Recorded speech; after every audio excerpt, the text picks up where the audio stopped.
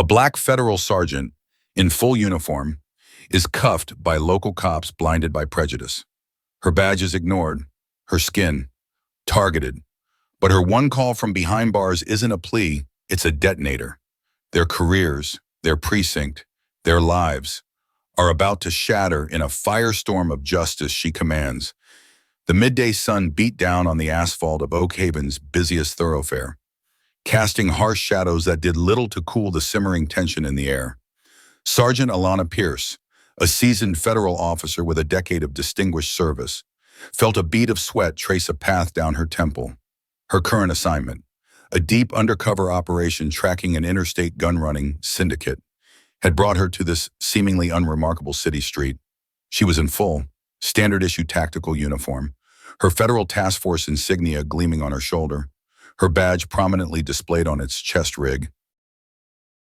Today, she was meant to be an overt presence, a deterrent, part of a coordinated citywide sweep, not the ghost she'd been for the past 6 months. She scanned the street, her eyes, trained to catch the slightest anomaly, flicking from face to face in the sparse pedestrian traffic. A bakery a few doors down was doing a brisk lunch trade.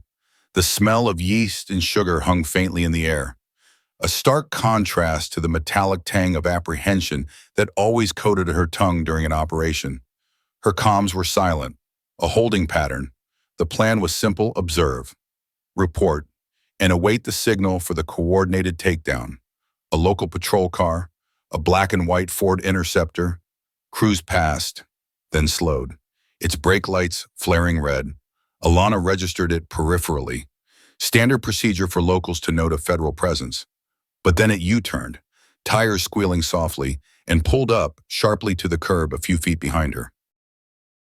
Two uniformed city police officers emerged, their movements stiff, almost exaggeratedly casual. Officer Donnelly, the driver, was a man whose considerable bulk seemed to fill his uniform to its straining point. His face was florid, a permanent flush high on his cheeks, and his eyes, small and hard, swept over Alana with an expression she knew all too well. It was a look that bypassed her uniform, her badge, her very posture of authority, and settled on the color of her skin. His partner, Officer Tate, younger and leaner, mirrored Donnelly's stance, a smirk playing on his lips as he hitched his gun belt. Well, well, what have we here? Donnelly's voice was a gravelly baritone, laced with an unmistakable derision that set Alana's teeth on edge. Alana turned fully to face them, her stance professional, non-threatening but firm. Sergeant Alana Pierce, Federal Task Force, she stated clearly, her voice even. "Anything I can help you gentlemen with?" She tapped a finger instinctively towards her badge. Donnelly ambled closer, his gaze deliberately avoiding her credentials. "Playing dress-up today. Are we Halloween's a few months off?" "Sweetheart," Tate snickered. "Maybe she got lost on her way to a costume party." Alana's spine stiffened. This was escalating in a way that was both depressingly familiar and dangerously unprofessional. "Officers, I'm on active duty. As you can see," she gestured again to her badge and insignia. "I'm a federal agent." Donnelly leaned in, invading her personal space. His breath smelled of stale coffee and contempt. "See a lot of folks claiming things they ain't. You got some ID, Sergeant Pierce, something a little more convincing than that tin star you picked up at a surplus store," the casual dismissal of her federal credentials. The blatant disrespect was galling, but Alana kept her training at the forefront. Escalation on her part would only play into their narrative. "My identification is clearly visible. Officer, my departmental credentials are in my vest pocket. If you'd like to verify—" "Oh, we'll verify." "All right," Tate interjected, stepping forward, his hand resting on the butt of his holstered Glock. His eyes were cold. "Why don't you put your hands where we can see 'em, nice and slow?" Alana felt a surge of incredulous anger, but she tamped it down. This was a critical situation. Her undercover team was nearby, but breaking cover now could jeopardize months of work and countless lives. She had to handle this by the book, even if these two clowns were tearing pages out of it. "Officers, I am a federal law enforcement officer in performance of my duties. I suggest you radio your dispatcher and confirm my status with the Federal Liaison Program. Donnelly chuckled, a dry, humorless sound. You're suggesting a lot of things. I'm suggesting you're impersonating an officer. That's a felony, in case you didn't know. He looked her up and down again, a sneer twisting his lips. And around here, we take that very seriously, especially when he let the sentence hang, the unspoken implication as loud as a siren, especially when you're black. Alana finished the thought for him. The air crackled. This was no longer just a misunderstanding. It was a deliberate act of profiling and harassment. I am not impersonating anyone, Alana said, her voice dropping to a steely calm. I am Sergeant Alana Pierce. My badge number is 714. Run it? We'll run it down at the station, Tate said, his smirk widening. After we've secured you, you seem a little agitated. Might be on something. The accusation was ludicrous. A common tactic to discredit and escalate. Before Alana could process the sheer audacity, Donnelly lunged, grabbing her arm. Instinctively, Alana tensed, years of defensive tactics training surging, but she held back from any physical retaliation. That would be their justification. Don't resist. Donnelly grunted, his fingers digging into her bicep like vices. Tate moved to her other side, his hand reaching for his cuffs. This is an unlawful arrest, Alana stated, her voice resonating with controlled fury. Pedestrians were stopping now, their faces a mixture of curiosity and concern. A few phones were already out, screens glinting in the sun, small lenses aimed their way. Alana made a mental note of their positions. Witnesses, evidence, resisting arrest, impersonating an officer. You're racking 'em up, Tate said, pulling her hands roughly behind her back. The cold metal of the handcuffs bit into her wrists. The click of the ratchet echoed in the sudden quiet of the street as onlookers stared, aghast. A black woman in a tactical police uniform, clearly marked as federal law enforcement, was being cuffed and manhandled by two white city cops. The humiliation was a burning coal in Alana's chest. Not just for herself, but for the uniform she wore, for the oath she'd taken. Donnelly shoved her toward the patrol car, his hand on the back of her neck, forcing her head down. Watch your head, he said, the mock concern in his voice a final insult, as they bundled her into the back of the cruiser, the door slamming shut with a sound of grim finality. Alana caught a glimpse of a young man across the street, his phone held high, steadily recording the entire shameful charade. A small, cold satisfaction touched her. This wasn't over. Not by a long shot. They thought they were just arresting a black woman they could intimidate and belittle. They had no idea they had just cuffed a federal storm about to break over their heads. The patrol car pulled away from the curb, leaving a ripple of stunned silence and a dozen new social media uploads in its wake. Alana sat ramrod straight in the back, her mind already racing, calculating her next move. They hadn't taken her comms unit yet. And they hadn't asked for her one phone call. Amateurs. Contemptible. Racist amateurs. The stale air in the back of the patrol car was thick with the lingering scent of cheap disinfectant and unacknowledged bigotry. Alana stared straight ahead. The plastic partitions separating her from Donnelly and Tate reflecting a distorted image of her own impassive face. Her wrists ached from the over-tightened cuffs, a dull throb that was nothing compared to the cold fury solidifying in her gut. This wasn't just an unlawful arrest, it was a violation that resonated with echoes from her past. Moments that had forged her resilience, but also etched deep lines of caution into her operational playbook. She wasn't silent because she was cowed. She was silent because she was collecting, processing, and because a part of her, a younger, rawer part, remembered Sergeant Mitchell. The memory surfaced, unbidden but sharp, from her days at the Federal Academy, Quantico, the hallowed grounds where discipline, integrity, and federal law were supposedly sacrosanct. She'd been top of her class in physical training, aced her firearms qualifications, and her tactical scenarios were textbook. But Sergeant Mitchell, A man with a bulldog jaw and eyes the color of faded denim had been a constant, grating presence. He never overtly broke academy rules in his treatment of her, but his skepticism was a palpable force. During a particularly grueling hostage rescue simulation, Alana had been team leader. Her plan was audacious but tactically sound, relying on speed and exploiting a structural weakness she had identified in the mock building's blueprints, a detail others had missed. The exercise was a success. Her team rescued the hostages with minimal casualties.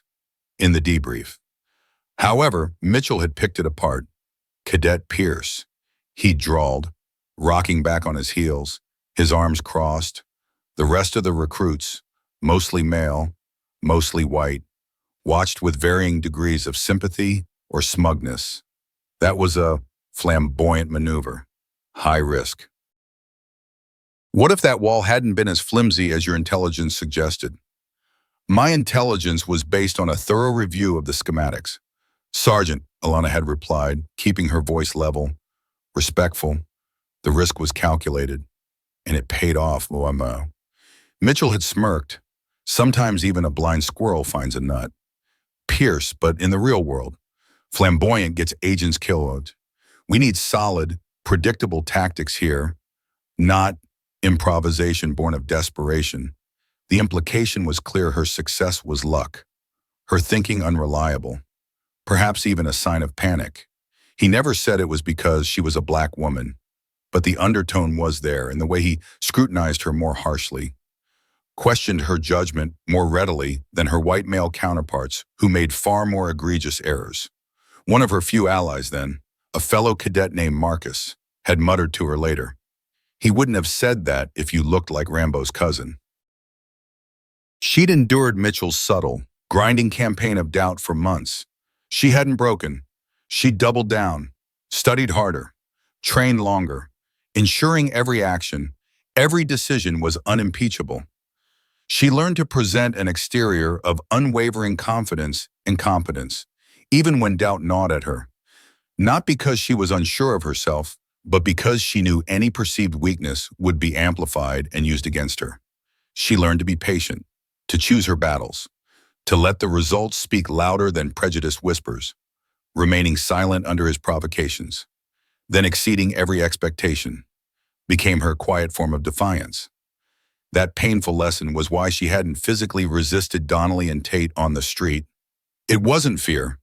It was a deeply ingrained understanding that escalating a confrontation with those who already viewed her through a distorted lens of bias would only give them the ammunition they craved.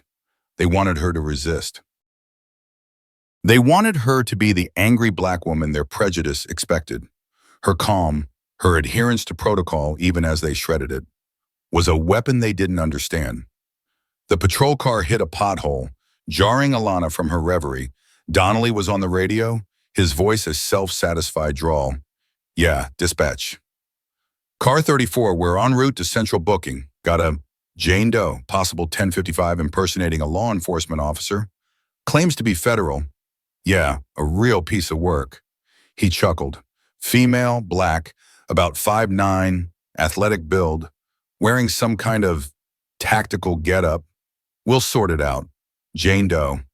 The anonymity was another deliberate slight, an attempt to strip her of her identity, her rank. Alana's jaw tightened. They hadn't even bothered to look at the name clearly emblazoned on her uniform. Or maybe they had, and this was part of the game. Her mind raced back to another incident, a few years into her federal career.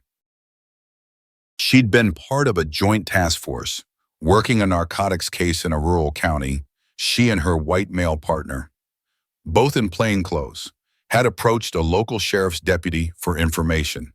The deputy had addressed all his answers to her partner, barely making eye contact with Alana, his skepticism of her authority a silent barrier.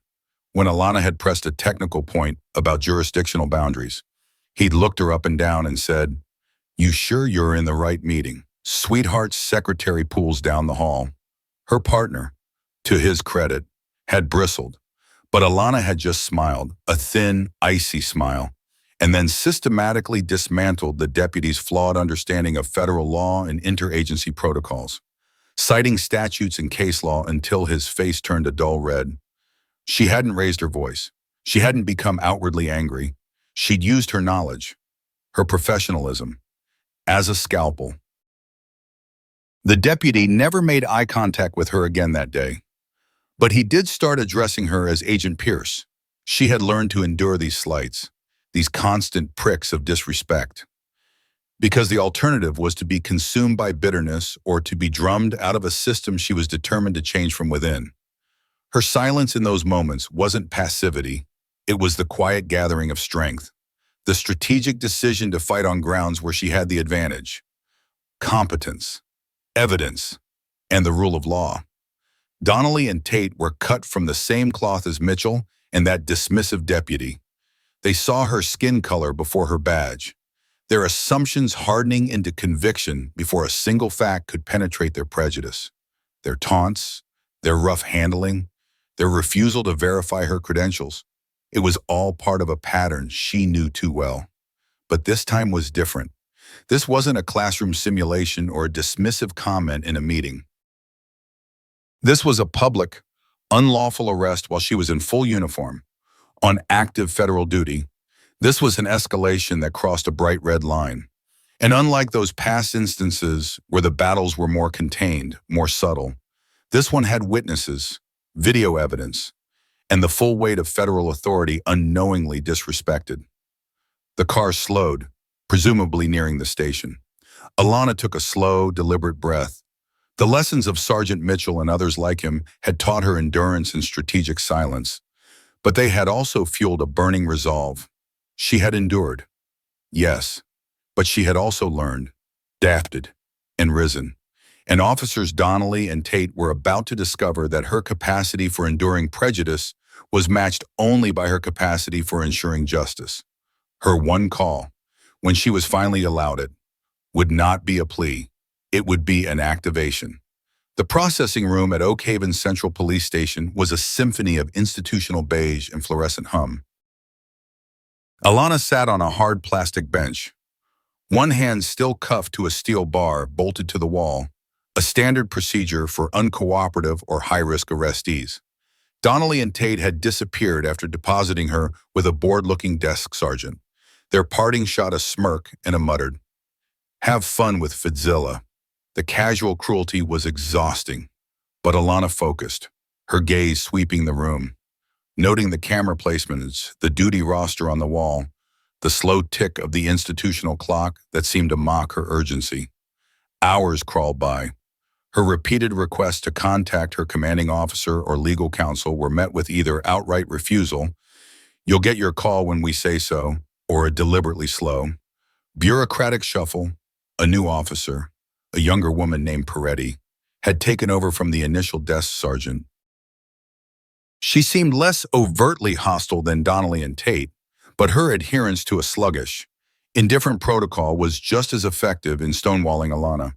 "I am a federal officer, unlawfully detained," Alana stated for what felt like the 10th time, her voice a low, steady thrum of controlled anger. "I have the right to contact my agency. My continued detention here is a serious jurisdictional breach." Officer Peretti barely looked up from her computer screen, typing with laborious two-fingered pecks. "We're verifying your information." "Ma'am, these things take time." Verifying what Alana pressed. "My badge number? My federal credentials?" Which Officer Donnelly and Officer Tate refused to examine and are currently logged as seized evidence in that plastic bag on your desk. It takes approximately 30 seconds to run a federal badge through the NLET system. I could walk you through it. Peretti flushed slightly, but offered no substantial response. Just a mumbled, "We have our procedures." Alana recognized the tactic systemic exploitation disguised as due process. It was the bureaucratic equivalent of Donnelly's street-side aggression, a way to diminish, to control, to wear down. They were treating her like any other street arrest, deliberately ignoring the glaring evidence of her federal status, perhaps hoping she'd become hysterical, give them an excuse to add more charges, or simply break under the strain of institutional apathy. They didn't know who they were dealing with. She thought of her team. Still out there, expecting her check-ins hours ago. Her absence would already be a red flag. The gun-running syndicate they were tracking wasn't going to pause its operations because two local cops had an agenda. Every minute she spent chained to this bench increased the risk to the wider operation. To her fellow agents, the weight of that responsibility was far heavier than the physical discomfort of the cuff or the indignity of her situation. Finally, after nearly 3 hours of this calculated inertia, a detective named Rourke ambled into the processing room. He was older, paunchier than Donnelly, with tired eyes that seemed to have seen too much and cared too little. He carried a file folder and the plastic evidence bag containing Alana's badge and credentials. "Sergeant Alana Pierce," he asked, his voice neutral, a slight improvement over the open contempt she'd faced earlier. "Yes," Alana confirmed. "And I've been waiting 3 hours to be allowed to contact my superiors." Rourke pulled up a chair, opened the folder, and finally, looked at her credentials. He picked up her badge, turning it over in his fingers. Alana watched his expression, looking for any flicker of recognition, of understanding. There was a subtle shift, a slight furrowing of his brow. He compared the badge to the ID card, then looked at her. "Federal Task Force." "Impressive," he said, though his tone lacked any actual admiration. "So, what's a federal hotshot like you doing and getting into a tussle with my patrol guys?"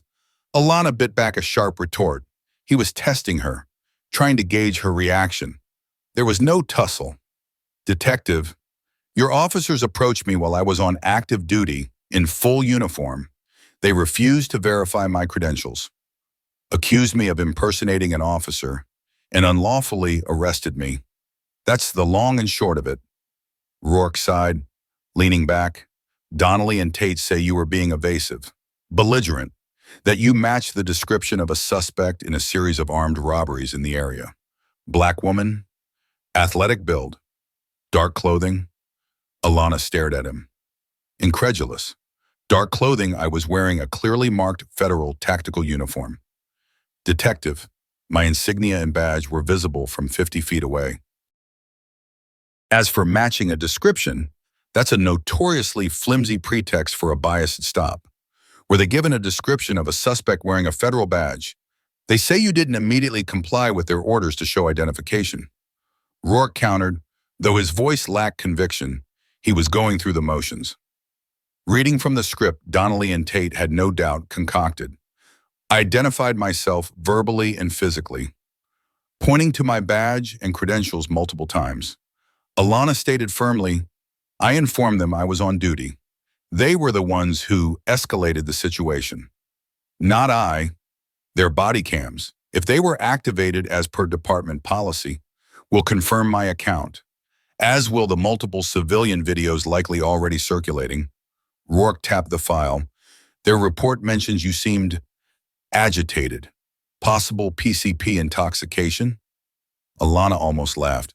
A harsh, bitter sound. "Are you serious? You have my federal credentials in your hand. You can see my service record." "Does that sound like an officer prone to PCP-fueled agitation?" She leaned forward, as much as the cuff would allow. "This is a smokescreen, detective, and you know it. This is about 2 of your officers engaging in racial profiling and a gross abuse of authority. A flicker of something, weariness, annoyance, crossed Rourke's face. He knew. He had to know this was bad, but the blue wall was thick.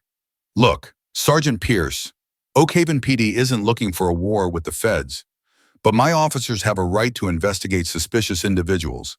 Things got messy. Maybe some procedural corners were cut on both sides. No corners were cut on my side." "Detective," Alana said, her voice like ice, "I followed protocol. They ignored it, and as a result, a federal officer was unlawfully detained for hours, and a critical federal investigation is potentially being compromised. Now, am I going to be allowed my phone call? Or do we continue this charade until the FBI director himself kicks down your door?" The mention of the director seemed to register. Rourke looked at her credentials again, then at her. He sighed, a long, weary exhalation. He knew she wasn't bluffing, the quiet intensity in her eyes, the unwavering professionalism despite the circumstances, spoke volumes. "All right, Sergeant," he said, closing the file. "You'll get your call." He nodded to Officer Peretti. "Uncuff her other hand. Take her to an interview room. One monitored call. Standard procedure." As Peretti fumbled with the cuff key, her earlier indifference replaced by a hesitant nervousness, Alana felt a small, grim satisfaction. The system's slow grind was designed to crush resistance, to obscure truth with bureaucracy.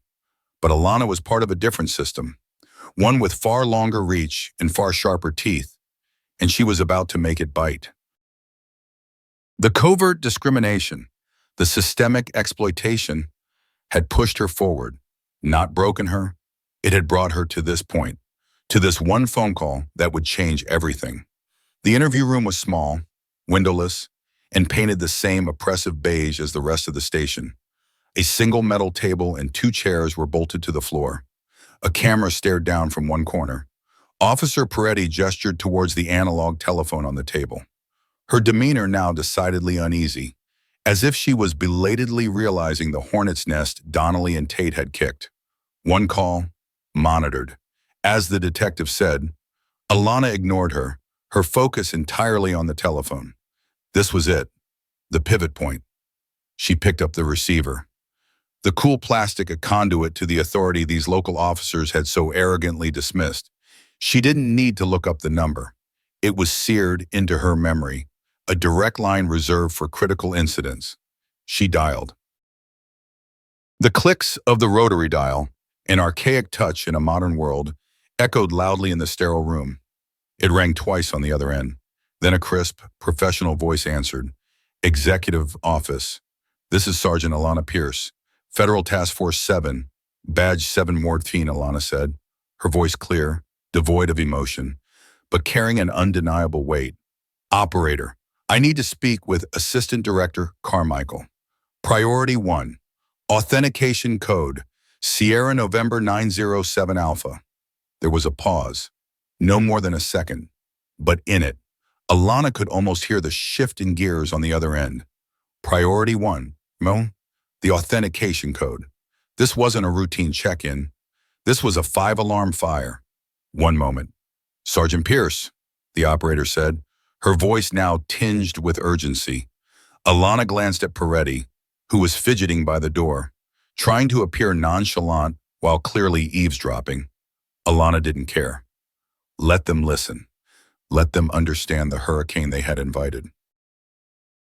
The line clicked. "Pierce, this is Carmichael. What's your status? You missed your last 3 check-ins. We were about to deploy search and rescue." Assistant Director Carmichael's voice was gravelly. No nonsense. A voice Alana had come to respect deeply. He was ex-Delta Force, a man who understood chain of command and the gravity of a field agent going silent. "Status is compromised, sir," Alana said, her tone still meticulously professional. "I am currently detained at Oak Haven Police Department Central Station. I was unlawfully arrested by 2 Oak Haven PD officers, Donnelly, Badge 4812, and Tate, Badge 5833, approximately 3.5 hours ago, while on active duty in full uniform. At the corner of Elm and 4th, the arresting officers accused me of impersonating a law enforcement officer, refused to verify my federal credentials, and used excessive force." A stunned silence met her words. Alana could picture Carmichael on the other end, his mind, renowned for its strategic acuity, processing the implications. An armed federal agent, on a sensitive undercover operation, taken down by local cops. It was an interagency nightmare. "Are you injured?" Sergeant Carmichael's voice was tight, minor bruising from the cuffs. "Sir, otherwise unharmed. But my primary concern is the integrity of Operation Nightshade. My detention has created a significant intelligence gap." "Understood." Carmichael bit out. "Where are your service weapon and comms seized by Oak Haven PD? Logged as evidence. I believe they are currently in an evidence bag, which I last saw with a Detective Rourke of this precinct." Another pause, shorter this time. "Sergeant Pierce, I am activating the critical incident response protocol. A federal legal team and an internal affairs investigative unit are being dispatched to your location immediately. ETA approximately 60 to 90 minutes. Depending on air traffic, do not say anything further to local authorities. Do not sign anything. Your primary directive now is to ensure your own safety and await our arrival. We will handle Oak Haven PD. Yes, sir, Alana said. And Pierce, Carmichael added, his voice dropping slightly, a hint of something personal, protective, in it. You did good holding the line. We're coming. Thank you. Sir. The line clicked dead. Alana slowly placed the receiver back on its cradle. The entire call had taken less than 3 minutes. She looked at Officer Peretti, whose face had gone from uneasy to pale. The younger officer swallowed hard, her eyes wide. The words Assistant Director Carmichael. Priority 1, Sayu, Critical Incident Response Protocol. An Internal Affairs Investigative Unit had clearly penetrated her bureaucratic bubble. I believe, Alana said, her voice calm but resonant with the authority that was now undeniably in play. That Detective Rourke will want to be informed of that conversation, and I will require access to a secure waiting area, away from the general population, until my agency representatives arrive. Peretti nodded dumbly, then practically fled the room. Alana allowed herself a single, deep breath, the first act of resistance, aided by the unexpected or, perhaps, entirely predictable, given their incompetence. Blundering of Donnelly and Tate had been her composure and adherence to protocol. The second, more decisive act was that phone call, the system she was part of, for all its flaws, also had immense power when activated correctly. Less than 10 minutes later, Detective Rourke reappeared, his earlier weariness replaced by a visible agitation. Behind him stood a uniformed captain, his face grim. The atmosphere in the station had palpably shifted. The bored indifference was gone, replaced by a nervous energy, hushed conversations, and furtive glances towards the interview room where Alana sat. Sergeant Pierce, the captain began, his voice strained. There seems to have been a significant misunderstanding. Alana simply looked at him, her expression unreadable. She offered no words to ease their discomfort. She had said all she needed to say over the phone. Now, it was their turn to listen, to react, to understand the full scope of what had been set in motion. We are, of course, cooperating fully with your agency, the captain continued, stumbling slightly over the words. Your effects, your service weapon and credentials are being returned immediately. Officer Peretti will escort you to my office where you can wait comfortably. Thank you, Captain, Alana said, her voice neutral. I trust my equipment will be exactly as it was when seized. It wasn't a question. As she was escorted out of the interview room, she saw Donnelly and Tate being hustled into another room by a furious-looking lieutenant. Their faces, once so full of arrogant contempt, were now ashen.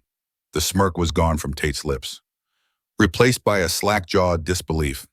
Donnelly's florid complexion had turned a pasty gray. They looked like men who had just realized they'd accidentally poked a grizzly bear with a short stick. The cascade had begun. One phone call. That's all it took. The initial humiliation on the street, the hours of systemic grinding in the station, all of it was now fuel for the firestorm she had unleashed. And as Alana walked towards the captain's office, she knew this was no longer just about her arrest. It was about the badges Donnelly and Tate wore, the system that had allowed their prejudice to flourish, and the undeniable evidence of their misconduct that was about to be scrutinized under the brightest of lights. The captain's office was an upgrade from the interview room, but the air within it was far more charged. Captain Miller, a man whose face seemed permanently etched with the stress of managing a precinct in a city riddled with complex socio-political fractures, paced behind his desk. He offered Alana a bottle of water, which she accepted with a polite nod. He'd made a few abortive attempts at small talk, unseasonably warm today, wouldn't you say? Sergeant, which Alana met with courteous but brief replies. She wasn't here to discuss the weather. She was a living indictment of his department's conduct. And they both knew it. The wait stretched for nearly an hour. An hour in which Alana could hear the muted but frantic sounds of a police station suddenly jolted into crisis mode. Phones rang incessantly, footsteps hurried past the closed door, and hushed. Urgent voices were occasionally audible. The calm efficiency she displayed had clearly unnerved them more than any outburst could have. Then, they arrived, not with sirens and flashing lights, but with the quiet, formidable presence of absolute authority. Assistant Director Carmichael didn't come himself. He was orchestrating the broader response. But he sent his best. Special Agent in Charge David Lee, head of the Regional Federal Internal Affairs Unit, and Special Agent Maria Holloway, the lead counsel for the task force. They were accompanied by two other stern-faced agents who looked like they ate procedural violations for breakfast. Their entry into Captain Miller's office was a study in controlled power. SAC Lee, sharp and impeccably dressed, had eyes that missed nothing. Agent Holloway carried a slim briefcase, her expression radiating a calm, legalistic intensity. Captain Miller, Lee began, his voice devoid of warmth but professionally correct. I'm Special Agent in Charge, David Lee. This is Special Agent Holloway. We're here for Sergeant Pierce and to initiate a federal inquiry into her unlawful detention. He didn't offer a handshake. Miller, who had visibly tensed upon their arrival, gestured towards chairs. Agents, please. As I was explaining to Sergeant Pierce, this whole situation is a profound misunderstanding. We are eager to cooperate fully. His voice was strained. Misunderstanding is a rather mild term for the caging of an on-duty federal officer. Captain, Holloway interjected smoothly, her voice like polished. We've already been made aware of civilian footage circulating on social media depicting the arrest. It appears quite unambiguous. Miller's face paled further. The public confrontation was no longer confined to the station walls. It was already viral. The witnesses were not just the people on the street, but now potentially thousands online. The undeniable evidence was multiplying by the second. We've also reviewed Sergeant Pierce's preliminary statement via Assistant Director Carmichael. Lee continued, his gaze fixed on Miller.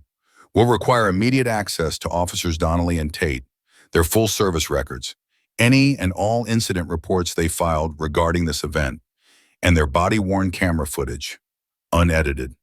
Miller swallowed. Of course, they've been isolated, pending your arrival. Their union representatives have been contacted. Standard procedure. Holloway acknowledged. However, their union representation does not preclude them from participating in a federal investigation into civil rights violations and obstruction of a federal officer. Alana watched the exchange, her composure unwavering. This was the system working as it should, a stark contrast to the mockery of justice she'd experienced just hours before. The power dynamic in the room had not just flipped, it had been pole vaulted. Donnelly and Tate were brought in. They looked rumpled, their earlier bravado completely extinguished, replaced by a sullen, fearful apprehension. Tate avoided eye contact altogether. Staring at a spot on the carpet, Donnelly's gaze darted nervously between the federal agents and Captain Miller, a silent plea for rescue that would not come. Officers Donnelly and Tate. SAC Lee addressed them, his voice cutting through the tension. I am Special Agent in Charge David Lee, Federal Internal Affairs. You are the subject of a federal investigation concerning the unlawful arrest and detention of Sergeant Alana Pierce, a federal law enforcement officer, and potential civil rights violations. He paused, letting the weight of his words sink in. We have seen video of the arrest. We have Sergeant Pierce's testimony. We will be reviewing your body cam footage. Before we proceed with formal interviews, which will be conducted at a federal facility, do either of you have anything you wish to say at this juncture, in the presence of your captain, regarding your decision to arrest a uniformed federal officer whose credentials you reportedly refused to examine? Silence. Donnelly opened his mouth, then closed it, a muscle twitching in his jaw. Tate seemed to shrink further into himself. Their body cams. Captain Holloway pressed Miller.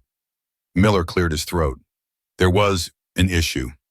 Officer Donnelly's camera appears to have malfunctioned prior to the interaction. Officer Tate's footage is being retrieved. There may have been an activation delay. Holloway raised a perfectly sculpted eyebrow. A malfunction and an activation delay. Convenient. The civilian footage, however, is quite clear. It shows Sergeant Pierce repeatedly identifying herself and indicating her badge. It shows her being forcibly cuffed while offering no physical resistance. The room was thick with unspoken accusations. Donnelly's eyes flickered towards Alana, a venomous glare that was quickly extinguished when he met Lee's icy stare. Given the prima facie evidence of misconduct and the serious nature of the potential charges, including, but not limited to, deprivation of rights under color of law, assault on a federal officer, and obstruction of justice, the U.S. Attorney's Office has authorized us to inform you, Captain Miller, SAC Lee stated, turning back to the beleaguered police chief, that Officers Donnelly and Tate are to be immediately suspended without pay, pending the outcome of our joint investigation. Miller nodded slowly, his face ashen. I understand. It will be done. Furthermore, Lee continued, their service weapons, badges, and any departmental access are to be surrendered to us. Now. One of the accompanying federal agents stepped forward with evidence bags. The methodical, almost ceremonial disarming and stripping of credentials from Donnelly and Tate was a stark and public humiliation for the two officers. Their faces, once contorted with smug superiority as they'd manhandled Alana, were now masks of shock and dawning despair. The 10 stars they had used to justify their bigotry were being taken away by a power they had foolishly underestimated. Alana watched, not with triumph, but with a grim sense of necessity. This wasn't about revenge, it was about accountability. It was about ensuring that the badge she wore, and that every officer wore, represented justice, not a license for prejudice. Sergeant Pierce, SAC, Lee said, turning to her, his tone softening fractionally, we'll debrief you fully back at the field office. For now, you're with us. We have medical staff on standby if you require an examination. Thank you, Agent Lee. I'm all right, Alana replied. My main concern remains Operation Nightshade. Assistant Director Carmichael is already retasking assets to cover the gap. Lee assured her, your actions today, Sergeant, under extreme duress, were exemplary, as the federal agents prepared to escort Alana from the station, leaving behind a stunned captain and a brewing internal affairs nightmare for Oak Haven PD. The full impact of the day's events began to settle. The public confrontation, amplified by the undeniable evidence of civilian videos and the swift, decisive intervention of federal authorities, had not only flipped the power dynamic, but had also laid bare the ugly reality of the bias Alana had faced. The witnesses weren't just the people on the street or the agents in the room, but an entire system now forced to look at itself in the mirror. The two suspended officers were left in the captain's office, their careers, and potentially their freedom, hanging by a thread. The invisible shield of their local authority had been shattered by the federal shield Alana Pierce carried, not just on her uniform, but in her unwavering commitment to the law they had so brazenly violated. The echoes of their earlier jeers were now drowned out by the quiet, inexorable machinery of federal justice. The arrest of Sergeant Alana Pierce detonated with the force of a long smoldering bomb. In the immediate aftermath, Oak Haven PD was engulfed in a crisis that shook its very foundations. Civilian footage of the uniformed federal officer, her dignity assaulted as she was cuffed and demeaned on a public street, flooded the internet, spreading like wildfire across social media platforms. The raw, undeniable evidence of abuse painted a damning portrait of the department, igniting a furious public outcry that transcended Oak Haven's city limits. It wasn't just an unlawful arrest. It was a glaring spotlight thrown onto the festering wound of systemic bias, a wound that many had tried to ignore for far too long. The department's clumsy, almost panicked attempts to control the narrative only fueled the inferno, making them appear not just incompetent, but complicit. Alana found herself the reluctant epicenter of this national maelstrom. Yet, through the barrage of media requests, internal reviews, and the formal proceedings of the grand jury. Her composure remained a testament to her iron will. She recounted the events with meticulous, dispassionate clarity, her testimony a scalpel dissecting the prejudice she had faced. This was not a quest for personal vengeance, it was a demand for institutional accountability. She cooperated with an almost stoic grace with the multiple, overlapping investigations, the FBI's exhaustive internal probe, the Department of Justice's searching Civil Rights Division inquiry, and their increasingly desperate internal review by Oak Haven PD itself.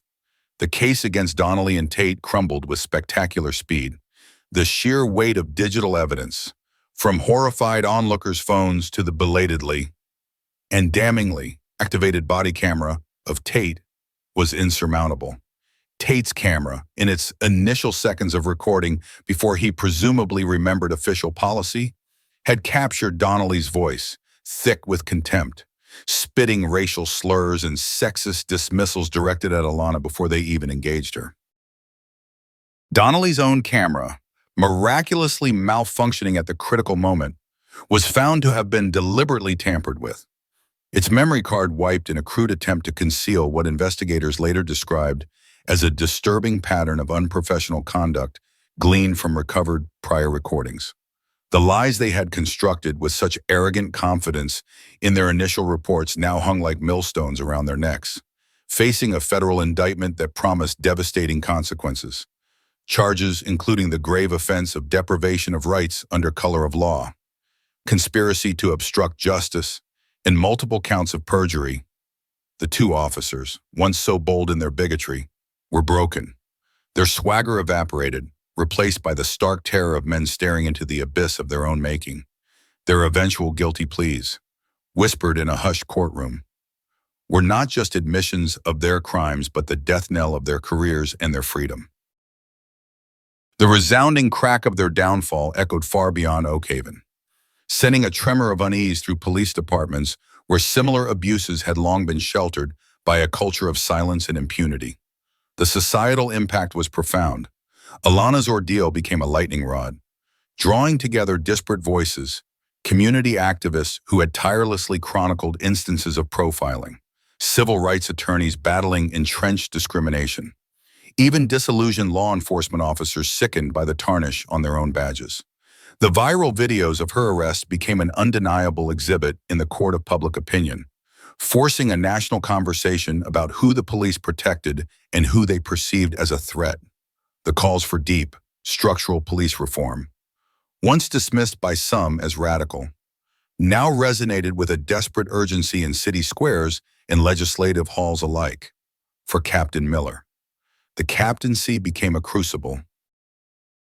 Under immense federal pressure and the unblinking gaze of a newly awakened public, he was forced to enact sweeping changes, mandatory, rigorous retraining on implicit bias, de-escalation tactics, and, pointedly, the protocols for interacting with fellow law enforcement agencies became the new norm. But these were just initial, halting steps on a long and arduous path toward rebuilding a shattered public trust. Many knew, Alana included, that policy changes without a genuine cultural shift within the department were mere cosmetic fixes. Alana herself, though bearing the invisible scars of the ordeal, refused to be defined as a victim. She channeled the experience into a powerful new purpose.